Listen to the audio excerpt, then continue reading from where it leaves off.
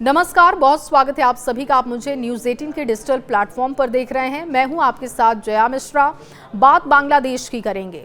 भारत के पड़ोसी देश बांग्लादेश में अल्पसंख्यकों को, खासतौर पर हिंदुओं की अगर बात करें तो लगातार प्रताड़ित किया जा रहा है।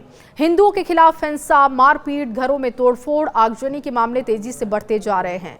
अब आपके सामने कुछ आंकड़े रखने जा रहे हैं। देखिए, अगस्त 2024 में शेख हसीना को सत्ता से बेदखल करने और अंतरिम सरकार की सत्ता में आने के बाद से अब तक के आंकड़े ये साफ संकेत देते हैं कि हालात सामान्य होने के बजाय और अधिक गंभीर होते जा रहे हैं।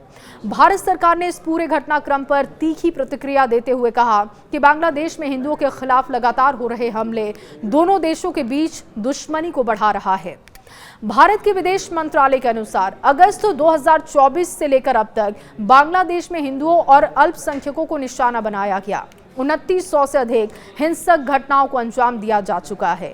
इन घटनाओं में हत्या, महिलाओं के खिलाफ यौन उत्पीड़न, घरों और दुकानों में लूटपाट, आगजनी, पूजा स्थलों में तोड़फोड़ और कथित इश्क निंदा के नाम पर गिरफ्तारी तथा उत्पीड़न जैसी गंभीर घटनाएं शामिल हैं। ये आंकड़े बांग्लादेश में Hindu, Buddhist, Christian unity council की ओर से जुटाए गए हैं। काउंसिल के मुताबिक अलग अलग समय में हिंसा का स्वरूप भी बदलता रहा, लेकिन अल्पसंख्यकों पर दबाव और हमले लगातार जारी हैं। अंतरिम सरकार के गठन के तुरंत बाद यानी कि 4 अगस्त से 20 अगस्त 2024 के बीच हालात सबसे ज्यादा भयावह नजर आए। महज 17 दिनों की अवधि में कुल 2010 घटनाएं दर्ज कर ली गई। इस दौरान 9 लोगों की हत्या कर दी गई, जबकि 69 पूजा स्थलों पर हमले किए गए, तोड़फोड़ की घटनाएं सामने आई। इसी अवधि में महिलाओं के खिलाफ 4 गंभीर यौन हिंसा के मामले भी रिकॉर्ड हुए।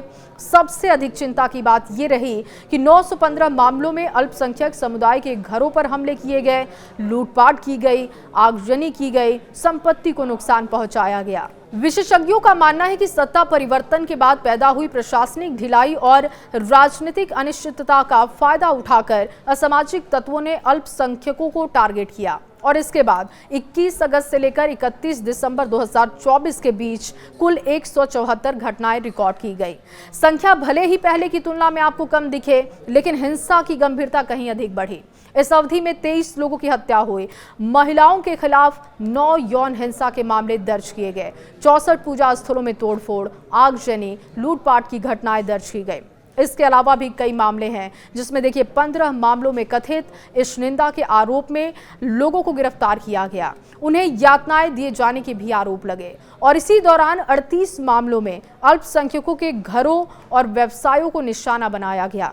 2025 के आंकड़े क्या कहते हैं, ये भी अब आपके सामने रखते हैं। देखिए, 2025 की शुरुआत में अल्पसंख्यकों के लिए राहत लेकर नहीं आई। 1 जनवरी से लेकर 30 जून 2025 के बीच कुल 258 घटनाएं रिकॉर्ड हुई। इस अवधि में 27 लोगों की हत्या कर दी गई, जबकि 20 मामलों में महिलाओं के खिलाफ बलात्कार, सामूहिक बलात्कार जैसी घटनाएं सामने आई और इसके साथ ही 59 पूजा स्थलों पर हमले किए गए। 21 मामलों में कथित इश्क निंदा के नाम पर गिरफ्तारी की गई। उत्पीड़न का मामला भी दर्ज हुआ। 87 घरों को टारगेट किया गया। व्यवसायी संगठनों पर भी हमला कर दिया गया। लूटपाट या आगजनी की घटनाएं भी इसमें शामिल हैं। मानवाधिकार संगठनों का कहना है कि इस दौर में कानून व्यवस्था की कमजोरी ने हिंसक तत्वों को बढ़ावा दिया था। 1 जुलाई से लेकर 30 अक्टूबर 2025 के आंकड़े भी काफी डराते हैं और देखिए, इन आंकड़ों में ये सामने आया कि हिंसा का सिलसिला लगातार जारी रहा। इस अवधि में 181 घटनाएं रिकॉर्ड हुई। इनमें से 18 लोगों की हत्या, संदिग्ध परिस्थितियों में मौत हुई। इसके अलावा 28 मामलों में मंदिरों या मूर्तियों को तोड़ा गया। 16 मामलों में इश्क निंदा के आरोप लगाकर धमकी या उत्पीड़न के मामले दर्ज हुए। 10 मामलों में यौन उत्पीड़न की घटनाएं सामने आई।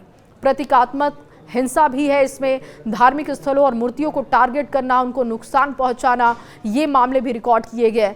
अल्पसंख्यक समुदाय के बीच डर और असुरक्षा की भावना को और ये गहरा बनाते गया। साल के अंतिम महीनों में भी स्थिति पूरी तरीके से सामान्य नहीं हुई। 1 नवंबर से लेकर 28 दिसंबर 2025 के बीच जो आंकड़े अभी तक बताए जा रहे हैं, उनमें 19 घटनाएं दर्ज की गई। इनमें से 7 हत्याएं शामिल हैं, जिनमें से 1 मामला कथित इश्क निंदा से जुड़ा हुआ बताया गया और देखिए, इसके अलावा 5 मामले लूटपाट, डकैती या तोड़फोड़ की घटनाएं भी इसमें रहीं। भारत ने बांग्लादेश सरकार से अपील की कि वो अल्पसंख्यकों की सुरक्षा सुनिश्चित करे, दोषियों के खिलाफ सख्त कार्रवाई करे, कानून के शासन को मजबूती से लागू करे। कूटनीतिक जानकारों का कहना है कि अगर हालात में ठोस सुधार नहीं हुआ तो ये मुद्दा अंतर्राष्ट्रीय मंचों पर और अधिक गंभीरता से उठाया जा सकता है। कुल मिलाकर आंकड़े ये साफ कहते हैं कि बांग्लादेश में अल्पसंख्यकों के खिलाफ हिंसा कोई छिटपुट समस्या नहीं, बल्कि एक गहरी और लगातार बनी हुई चुनौती है।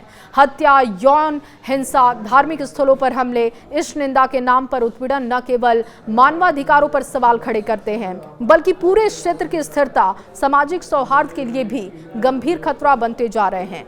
खबर पर राय आपकी क्या है, कमेंट बॉक्स में जरूर बताएं।